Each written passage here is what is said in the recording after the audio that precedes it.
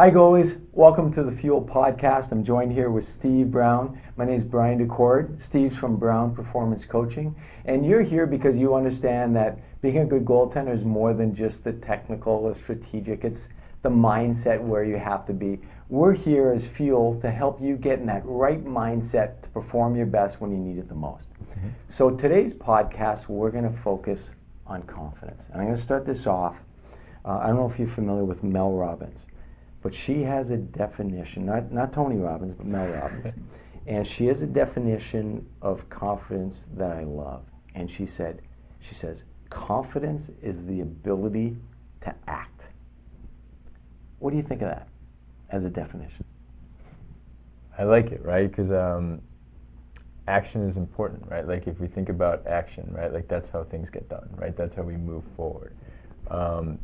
And if we go back to Viktor Frankl, he's like, in the space between stimulus and response, there's power to choose, right? Okay. And if we're choosing, like, what are we choosing, right? We want to be able to have, if we're thinking confidence, we want to be able to choose and then act upon it, right? We need to decide what's going to happen and then be able to make purposeful motion towards that, right? And so, you don't want to act and be kind of like on the fence about things, right? So if you are going to take action, if you are going to kind of move forward, whether whether it's right or wrong. Exactly, right? Like, yeah. But confidence also comes from not fearing being wrong, right? Like, so like you're going to put it out there, right? And then you have the confidence that, hey, even if this doesn't work out for me, that I'm going to be okay, and then I can try again. So it's funny, you just related confidence and fear. Can you expand upon how fear and confidence are intertwined? Sure. I mean, so what prevents us from growing? Right, if we think about, like, I know there's a lot of talk about growth mindset, right, and kind of like having this ability to learn and to want to be able to put ourselves in uncomfortable positions so that we can grow. And if we think about it, like, you feel your comfort zone is here, right? Like, so your comfort zone's like this part, then there's fear, right? Like, and like, if you can't get through that fear, you're never going to be able to kind of push yourself out. You're never going to be able to extend your comfort zone to actually get better. So it's fear that's stopping our confidence. Yeah. It's the fear of failure, the fear of being embarrassed, right? So I through some different research or whatever, I've heard one way to look at that fear and blocking confidence is to picture the worst case scenario. Okay. What could be the worst case scenario, and then work back from there. Okay. Does that make any sense? Yeah. So when you kind of think about that for you, right? Like if you picturing the worst case scenario, how does that help you? It could tell me maybe some of the things that might go into a worst case scenario. Sure. Right. So, and like when you're saying that, I'm thinking about being prepared. If I'm about to do a session, if I'm late, now I'm scrambling. Yep. I'm not settled down. My heart rate isn't slow enough, right? So now my body's kind of worked up. And if I'm not prepared and I don't have my plan, my concepts to do what I want to do, then I won't perform well as a coach, right? So that'd be kind of my worst case scenario. And maybe another way a session or a practice could go wrong for me is if I'm in a bad mood, or like I'm short with the goalies, or I'm not, I'm not in the moment. Okay. Right. So those are some of the things that might affect how I conduct the practice. Yeah. So basically, you're shining a light on the fear, right? Like, so you're saying, like, hey, what's the worst possible thing that could happen, right? And what goes into it? Yeah, so you like, I guess it's two things, right? So the first thing is you shine light on it, right? And you're like, it's not the elephant, it's there, right? I understand that it's there, right? And then what you were describing was, hey, now I'm going to kind of work backwards. I'm going to backwards plan off of this and see, hey, what can I control in that distance between where I am and that fear? What could possibly go wrong? What do I have control of? What do I now have to be able to take control of, right? So now if I can take control of those things and put influence on it, then I'm focused on one of the big tenets of sports psych or psychology in general is, can I control what I can control, right? and you let other factors go, right? And if you can't control it and it's going to have an impact, either you plan around it or you just let it go, right? It's like a grip gravity piece. So we all want to be goalies. If we have goalies watching this podcast, they're pretty into being goalies. Sure. And we take a lot of our confidence from the fact that we're pretty good. Mm-hmm. And if you look at, let's say, if you use that, call it rocking chair theory, right? Looking forward or looking back, sure, to some extent. If you're looking at that and you go, well, what's the worst case scenario? I get lit up like a Christmas tree. Mm-hmm. I get embarrassed in front of my teammates, or if there's fans, so on and so forth. Do I look at that and go, yes, it's embarrassing or whatnot, but it's a game?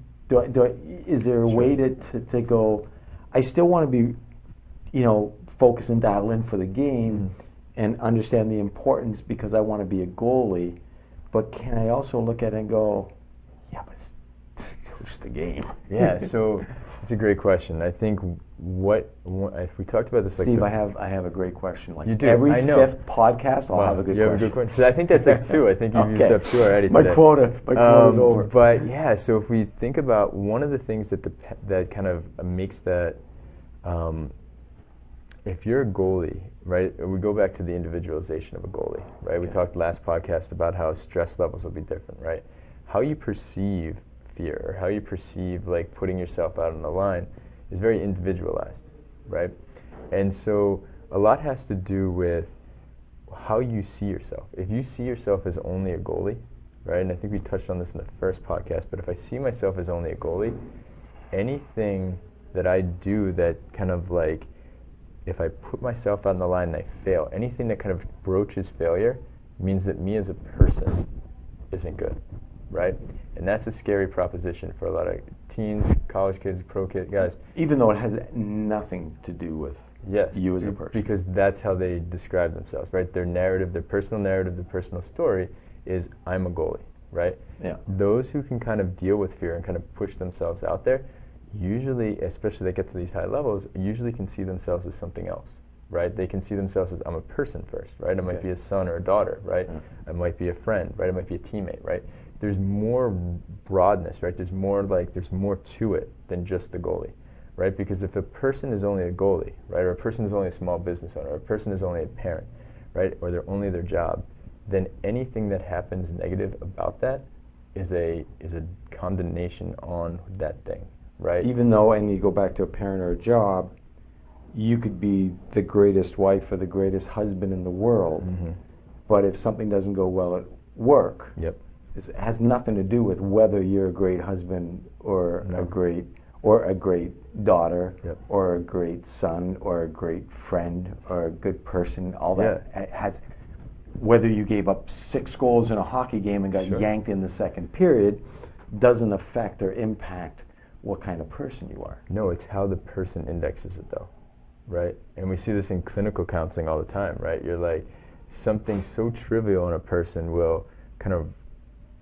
trip them up, right? And they can't get over it, right? And everybody from the outside is like, how come you can't get over that, right? Like, and you probably have people in your life that are like, that's not a big deal. But for some reason, the story that they're telling themselves makes it a big deal, right? And so one of the force factors on pressure or fear, if we're kind of thinking about fear, is that I don't want to put my ego out there, right? I don't want to put myself out there. I don't want to be vulnerable, right? But in order to grow, we need to be vulnerable. And in order to grow, we need to not care fear of other people's opinions, right? We can't worry about that, right? To be our best selves, we have to kind of put ourselves out there. So how about some methods or strategies? Sure. To be able to do that. Yeah. To be able to separate. Do you have any advice from that? Sure. I think part of that is understanding who you are, right? And I think so. We talk.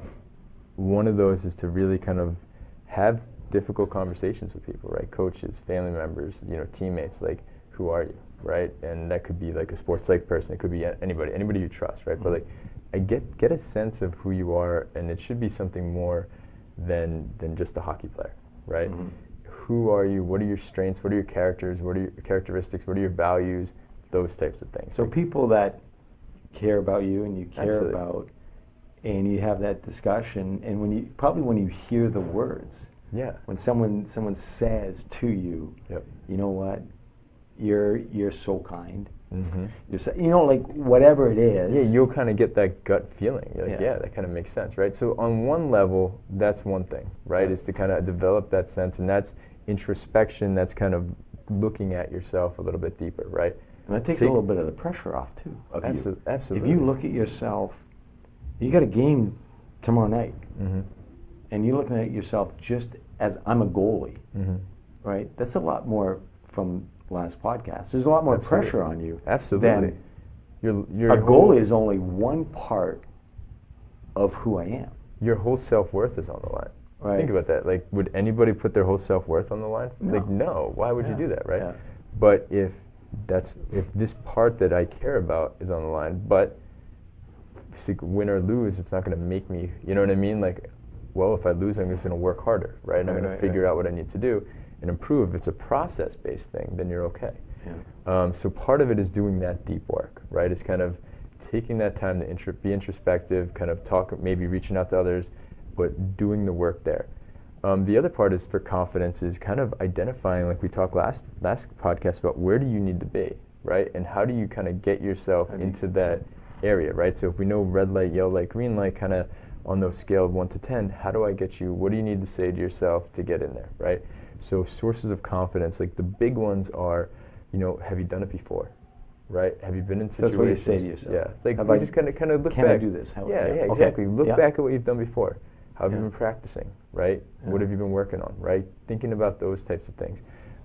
Thinking about the team and how other people are going to help contribute to this too, right? So we can look at all that. Are you able to handle stress, right? Have you been putting in skills and strategies to kind of help myself handle these things and do these things better? So you can kind of get a sense of your ability to kind of handle this. So you can actually build your confidence up by yourself, and I'm thinking about it maybe academically right now. So I have a big test.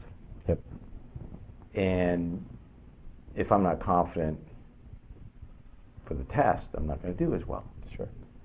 But if I take your advice there and I say, did I put the work in? Mm-hmm. Do I know the material? Have I written tests before? Mm-hmm. Have I gotten my sleep? Right? Yep. I could actually build myself up Absolutely. using those questions, just asking yourself questions that will help you go, yeah, I'm ready to write this test. Your brain wants to go to the fear, right? Like your brain's kind of designed to kind of look at the negative stuff, right? Yeah. And it's trying to promote fear because that's the way your brain is wired, right? Right. But you have this ability, humans have this ability to be reasonable, right? So can you talk back to it, right? And can you give it supporting evidence, which is all those things you outlined for that student is exactly what you're trying to do. You're building a case, right? And you're building a case for it. And then self-talk becomes so important, right? Yeah, yeah. And self-talk becomes so important because how does it lead to the predictions that you're making about the environment and what you're going into, right? If you think it's only one of fear and stress, right? Well, then you're going to experience fear and stress, right? So if you can think about your thoughts and how your thoughts impact your emotions and how your emotions impact your body, right? Then leveraging your thoughts and having them be something that you want and kind of dictating it, right? What is the thought you want to be having? And just going back to constantly coming back to control what you can control. Absolutely. You can control your thoughts. Mm-hmm. And you can stop Takes a lot that of work. negative. Yes. Like I remember from the last podcast, last month, you used that story about using an image and that stop sign, right? So you could use that for your own negative. Like we used it as a reference with someone else, but you start talking negatively to yourself. Oh yeah. It's still up the stop sign.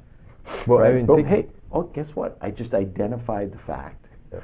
that here I go. I got negative self-talk. Yeah, I mean, Stoic philosophy, they always talk about, hey, if a God came down and made you, and everything you thought you had to say out loud, you wouldn't last like a day, right? Like if you had to hear the stuff that you talked about to yourself. You would never say every to day, someone else. You would never say to somebody else, right? It's brutal, right? We're our own worst enemies, right? So the battle within the game within the game is, can I stay on top of that, right? And I think that's with life, right? So can we stay on top of what our thoughts are, right? And are they helping or hurting us at any time?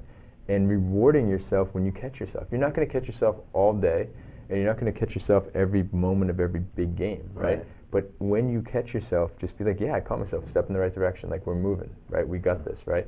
And the more you build up, the more you recognize it driving in your car, the more you recognize it when you're walking around the street, brushing your teeth, doing these simple things, the more you build up that ability to be aware of it, stop it, control it, then as pressure ramps, because we know under pressure, getting in the habit thing again. Because now you're talking habits, because the more building that habit exactly. of correcting your and the more pressure, it's going to get harder, right? So as pressure elevates, right, the ability to kind of control the thoughts becomes harder, right?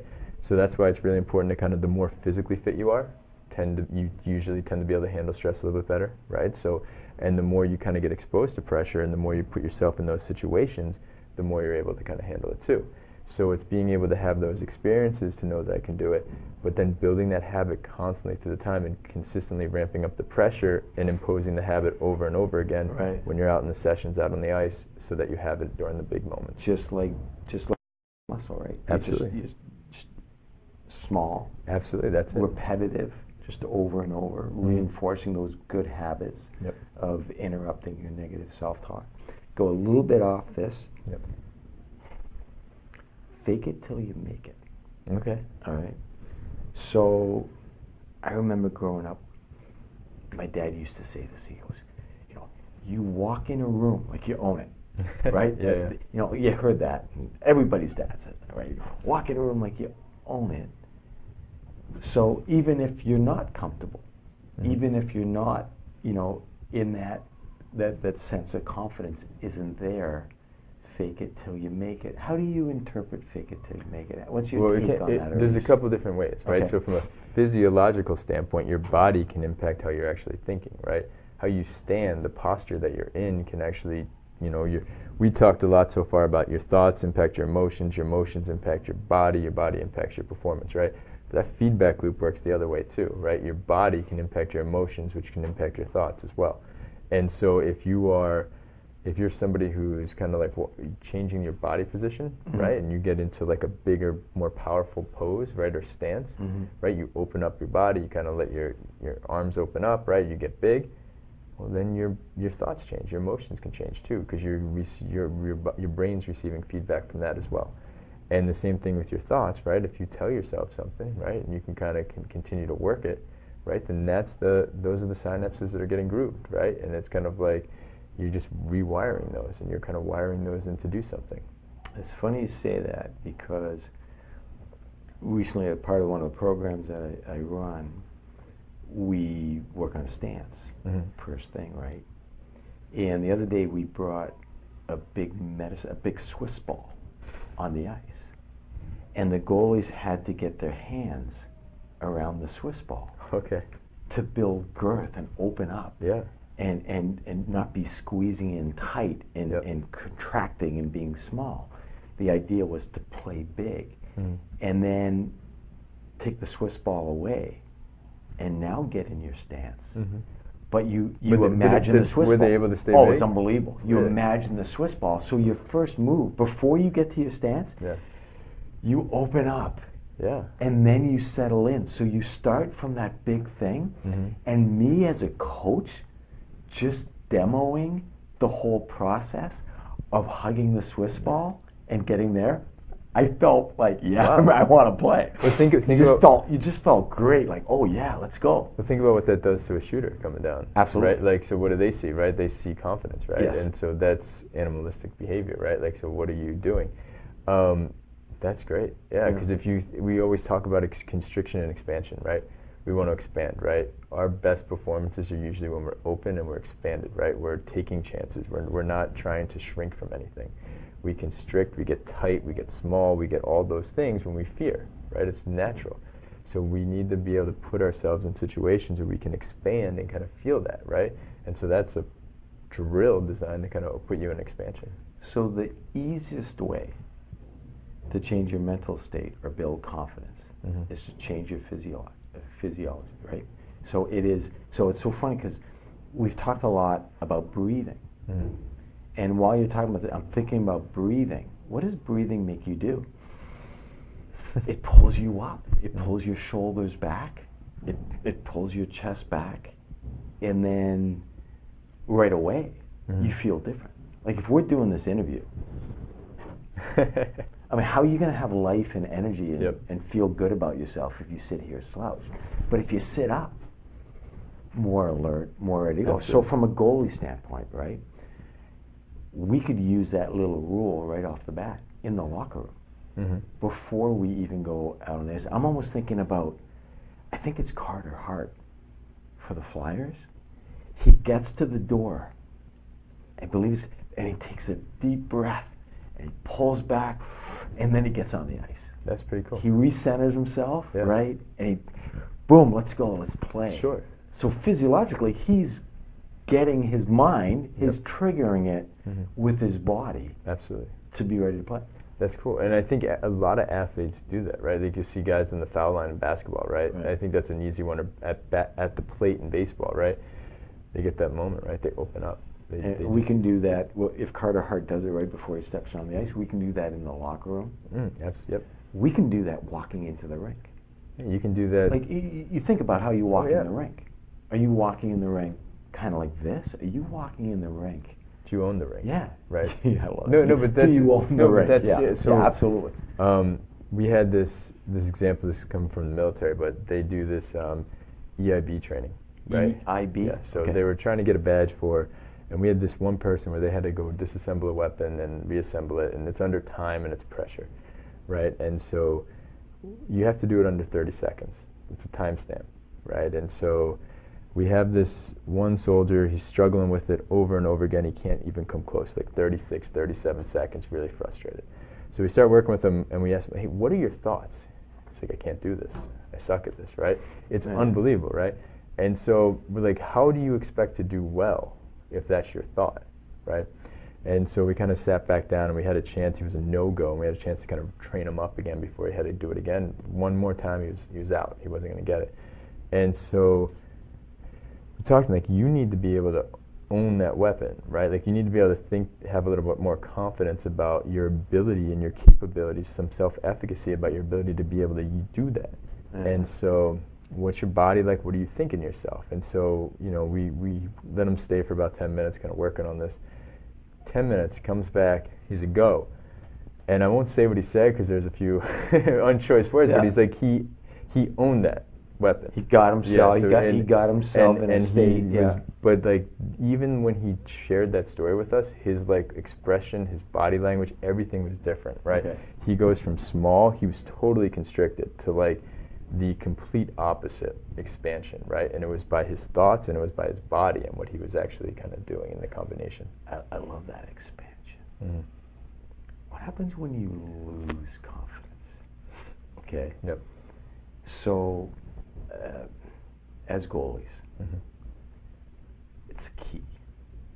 I always say, you can't stop a puck if you're not confident. You can't get a date if you're not confident. You can't get a job. You can't make a sale. Confidence, that's the key to everything. And it's not the mechanics of how to stop a puck. If you don't think you're going to stop the puck, you're not going to stop the puck. You've got to put yourself in the right mindset where you're feeling confident that you can stop anything. Now, here's something that I did way back when, getting back to when I played. And it is woo-woo. It's out there. You're going to laugh. No, it's brilliant. If I was getting I did this as a pro. I was playing in Europe, and I'd get on the ice, and I'd be like, "Holy crap! I'm not feeling it. What am I going to do?" And as time went on, what I found was, if I took myself out of the game, Daccord, you're out. Patrick Waugh, you're in. Okay? And I would literally take me out, put Patrick Waugh in, and I would talk to myself As if you're Patrick Waugh. Absolutely. Great save, Patty. I'd say that to myself. Great save, Patty. How did that start for you? Like, I have no idea, and this is a long time ago. Yeah. Right? And if Patrick didn't do well, Marty Brodeur was up. And once again, this wasn't all the time or anything, but if I got to that spot, I could pull myself out by playing somewhere else, because it took all the pressure off of me, right? Put it on them. Well, I wasn't playing anymore. Well, that's ingenious, right? It's depersonalization, right? Like, so is that what the official terminology for depersonalization? If you think about it, like when people start to fear, they get constricted, right? It's usually like ego, right? It's usually some self-centeredness about themselves, right? It's overthinking about what's going to happen. The fear of being embarrassed of failure, or not doing well, or not living up to expectations, or letting your teammates down. Yeah, absolutely. Yeah, so it's like this overall sense of too much self-importance, right? And you know, when you say Patrick Waugh or Martin Brodeur or Dominic Hasek, whoever it is, right? In those moments that I'm them, you're getting out of your ego, right? You're getting out of yourself, even for a little bit, right? Even if it's not truly getting out, you're depersonalizing it. Now, it's kind of, I would be very interested to go back and kind of see like what was the impetus for that, and like how and all those things. But I feel like a nut job when I bring that up, because I'll talk to goalies about that, right? I'll explain. This is one of the vehicles that I used to put myself in that right mindset, in that right state to play, because as a pro you play a lot of games. Sure. And you know, you feel it, and sometimes if you don't have that sense of confidence, you got to find it somehow, and that's one of the ways that I used to get. And now that you know we're having this conversation, I'm gonna guess that it changed my physical body. I'm gonna guess. So in what ways? Like, do you remember? I think that the minute I got out of me and I got into Patty Waugh. Did you go a couple inches too? I think I did. I'm thinking right now. Yeah. I'm thinking that it probably physiologically changed how I was, because all of a sudden the weight's off your shoulders, and now it's on someone else, and you're just going out and playing and having literally it was fun, right? It was kind of like, it's funny, you're cheering for yourself, but you're not like it. It worked. Well, you go big picture, right? Like, it's like, so I mean, the other way to kind of think about it is to kind of expand your view of like the world. Like, really, is this that big of a deal, right? Yeah. But you're getting out of that picture of that moment, right? Like, if you're really fearful and you're in net, you got to get out of it, right? Like, but you got to still be there, right? You can't leave, right? So you got to change it. If you're having an inability to change that mindset in that moment, right? If that's too much, then that's a nice alternative to kind of look at, right? So I don't know if it would work for everybody. Probably not. But I think there's like okay, so in this situation, what's my go-to, right? And it's about having tools, right? So what is the tool that I go to if I all of a sudden don't have any confidence? Right. And we've nailed a few tools here.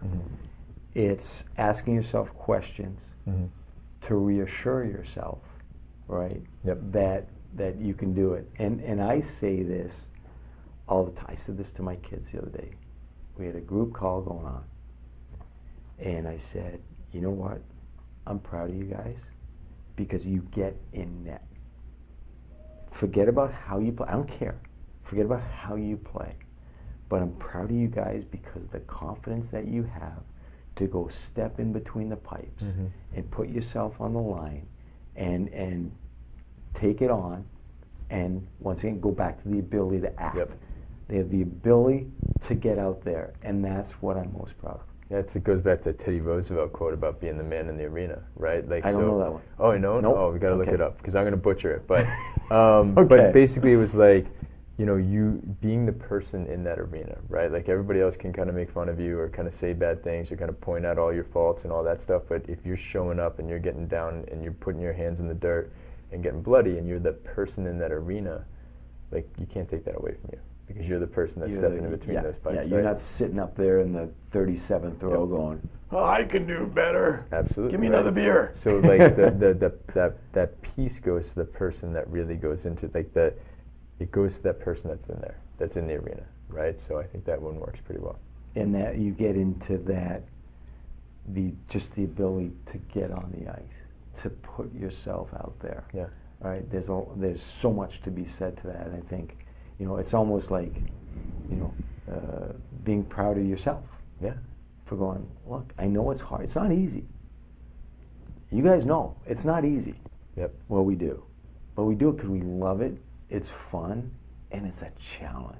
Right. Yeah. If we're gonna have to gear you up one day, we're gonna have to get you on the ice, gear you up, and take some shots because it's a challenge, and it's such a fun position. Yep. But there's so many challenges that go along with it, yep. and there's so many obstacles that come. Now, as we're talking about confidence, mm-hmm. I got to take it one step past confidence. Okay. Overconfidence. Okay. So here's what you got to know. Goalies, you got to know this. So I'm a scout. I scout. I can sense confidence from 50 rows up.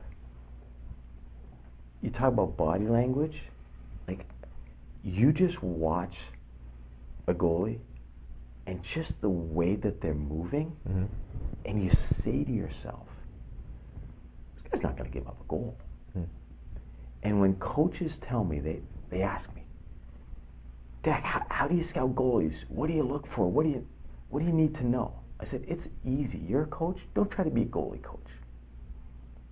All you have to ask yourself is when there's a breakaway on the goalie, is your first instinct, oh yeah, it's a goal? Mm-hmm. Or do you say to yourself, this kid's stopping the puck? And if you say this kid's stopping the puck, if you feel that, guess what? He's a pretty good goalie. You're probably right. He's a good goalie. Mm-hmm. And so it's so important for these goalies to express their confidence because you can see it.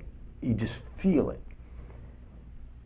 But then you got the guy that's the showman, that's hot dogging, mm-hmm. that's making the saves more than they really are. You know who you are out there too. All right. How do you get that goalie to pull back a little bit, mm-hmm. stop the shenanigans? You're good. You don't have to try to show everybody you're good without pulling him too far, knowing that it's his confidence is probably Sure. the reason why he's Yeah. where he's at, or Yeah. she's where she's at. It's like you're pulling the strings because you need to know what their story is. So what is like their personal story about why they do it, right? And so it's really about asking like what questions about like, hey, what about that? Like, what about that save did you make it like that for? Like you could have been fundamental and done it just this, right? And that would have been okay. What about it made you feel like you had to do that, right? And then kind of asking those questions to get to the belief or the value that they have about themselves or about that process or about that action, because it allows you to kind of peel some layers back of the onion, right?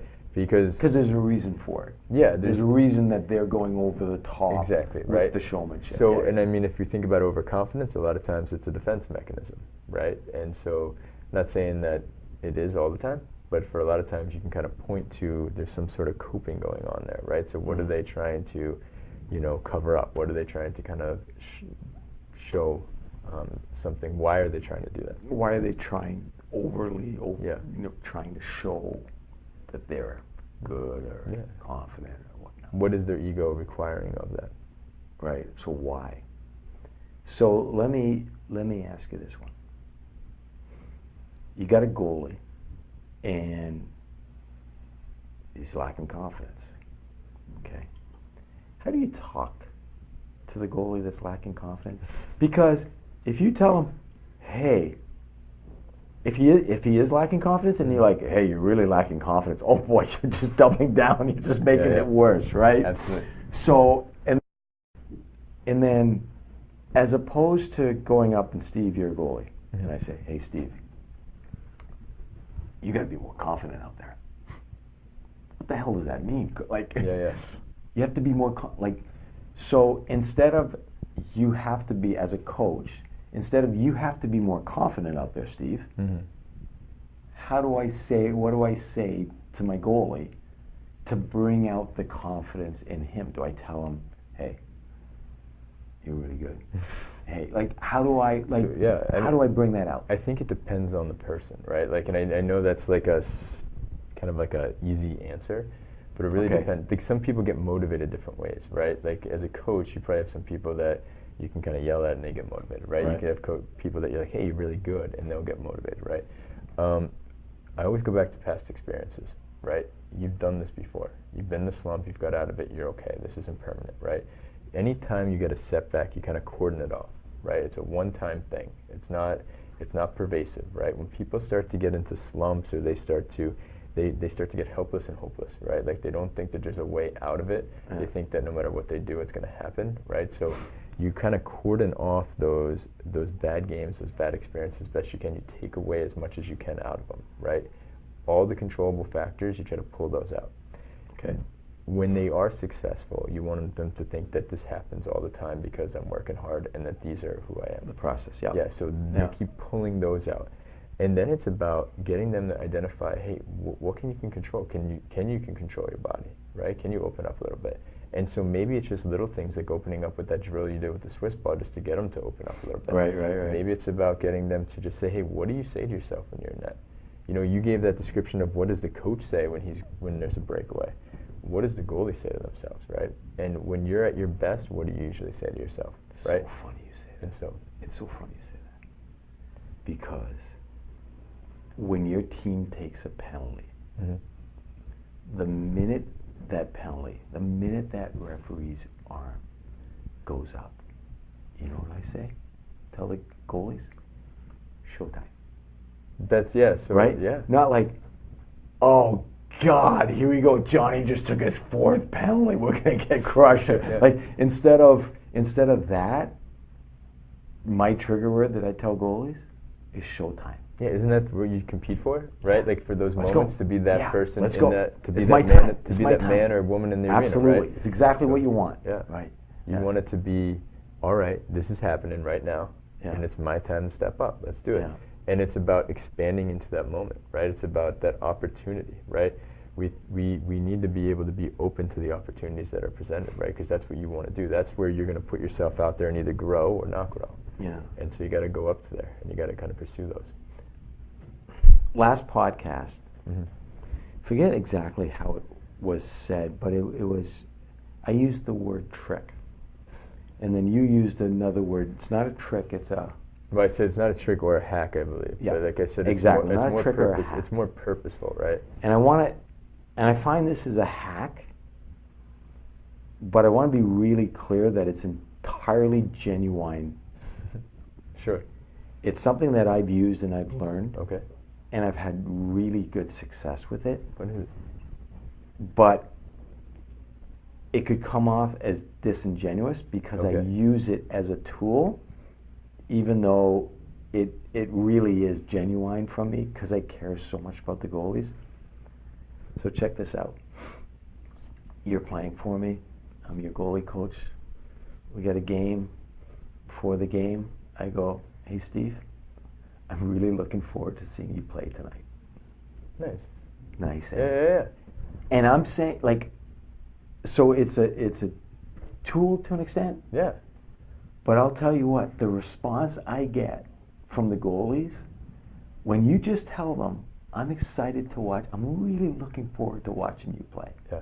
They're like, they just, boom. They're just like, you can smile. You can see it. You can see it right away. Mm-hmm. And you just brought them to a state of maybe nervousness or whatever, to like a simple sentence changes that. And once again, I don't say it because, okay, I'm going to say this line and they're going to play better. No, I genuinely enjoy watching it. Like, it's fun for me, but sometimes you don't let them know that, right? Yeah. And you just let them know. So think about what you're conveying in those moments, right? Like, you're conveying that you're safe, right? Like, our relationship is safe. I'm enjoying, right? So I never thought of it that way. Like, so but that's interesting. There's a layer of psychological safety to it, right? Okay. That you're there to support them, right? And so we can't be vulnerable unless we feel safe, right? And you're also saying there's like, if we think about what coaching and what environments need to be, you need to feel safe. You need to know that the person cares for you, right? So I can't wait to watch you. So now you're also sharing that, hey, I care for you. Yeah. And then lastly, you have to be able to be like, I'm going to give you feedback, right? But the feedback's going to be because I know you can get to be better, right? And if you're saying, hey, I'm going to enjoy watching you play, as a athlete, I'd be like, wow, that's great, because now any feedback I get, it's gonna help me out, right? And it's not to be judgmental or analytical. It's going to be more about helping me get to where I want to be. So on that, there's not a great line, but I remember Andrew Raycroft. Mm-hmm. Rookie of the Year, NHL, the whole thing. And he made a presentation for the FJRE. He made a presentation about goalie coaches. And he went through all the goalie coaches he had at all the different pro teams and junior teams, and what their strengths were and what they were good at. And, you know, this guy was really good at the technical game. This guy was good at breaking down video. This guy was good at getting me psyched. You know, Sure. And it was great. And we were all these coaches, and we were just eating it up. And then he does this. He goes, but the only thing that really mattered is if I thought he cared for me. Wow. If I thought he wasn't just there for him and his professional advancement, if I felt that, I don't care if he wasn't good technically. I don't care if he wasn't good motivating me. I don't care if he didn't do a good job. We could work around anything. Wow. As long as I felt he cared. But if I didn't think he was there and he cared about me, then we had issues. Then the video wasn't good enough, the drills aren't good enough, the preparation's not, then you have issues. Yeah. But he goes, as long as I felt that, we could work any, you're not perfect at everything. Yep. Any shortcomings as a coach, no problem. Wow. Work it out. That's incredibly powerful, right? Isn't that, you could hear a pin drop in the room when he said that. Wow. Yeah, all these coaches listening. Well, relationships, relationships are so important to us as people, Yes. right? And Yep. knowing that people are there, knowing that people care about us, it's Well, you so said valuable. when you Yep. went and you talked about, the first thing, safety, Yep. right? Allow me to be And vulnerable. Yes, and if a coach cares, then you feel that knock it off, the first thing. Speaking of knocking it off, I think we got to knock this off. All right, it's been great. Our third Thank you. podcast. Oh, it was great. Thank you. Any parting words for the goalies out there getting ready to play this weekend? No, I was thinking about fear, and Okay. Jamie Foxx, of all people, the comedian, comedian, actor, yeah. had a great line about fear. His daughter was kind of paralyzed by fear, like growing up, and he said that what's on the other side of that fear? Like nothing, right? Like, and if you really kind of think about fear, like what's on the other side of that, it's usually never as bad as the fear itself, right? The fear itself is the piece That's the one that worse, stops you, right? Yeah. So take your chance when you get there, and usually when you feel the fear, that's something you want to lean into, right? That's something you want to kind of go after and see what's on the other side of it. So Cool. Goalies, you can find us at www.fuelathletictraining.com, and you can check Wells Aiken does a phenomenal job on our YouTube site, where we put all our primers. We have daily primers. You can see it on Instagram. So we got daily primers. We've got Steve's weekly assignments. Kind of takes everything we talk about and work on, so it allows you to structure it and actually be doing something proactive to become stronger, be able to set your mental mindset better. And then we do our monthly podcast. So thank you very much for joining us, and good luck. bye.